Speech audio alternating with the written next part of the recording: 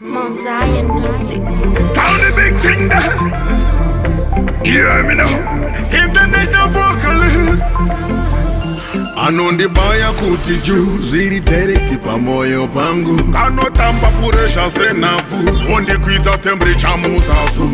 Ndakukarombea mbea kumagirosa pamsana pake kugaro shoba shoba shimagirosa shekumba kwake puresha rino munyanyira chite pichamba wakandara kandinagira chite pichamba puresha rino munyanyira chimata chamba tarakuna kandipavisa chimata chamba anoni kangira mazai nesoseji ndokwando kotara yamantende wanondibata mapendekete hondisweta simba chipenengene letangenda budirwa nemwe yakwa Lucifer parudo masendeke uresari no munyanyira chite pichamba wakandara kandinagira chite pichamba uresari no munyanyira chimata chamba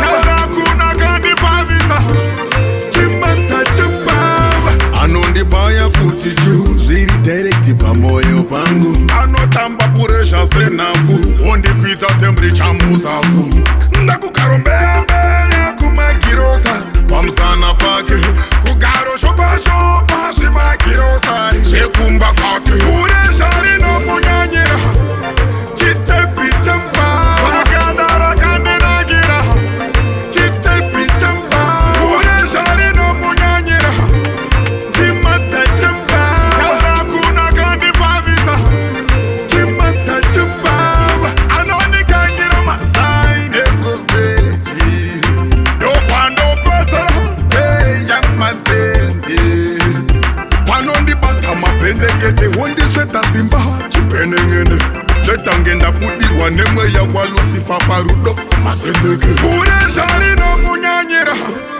chite pichamba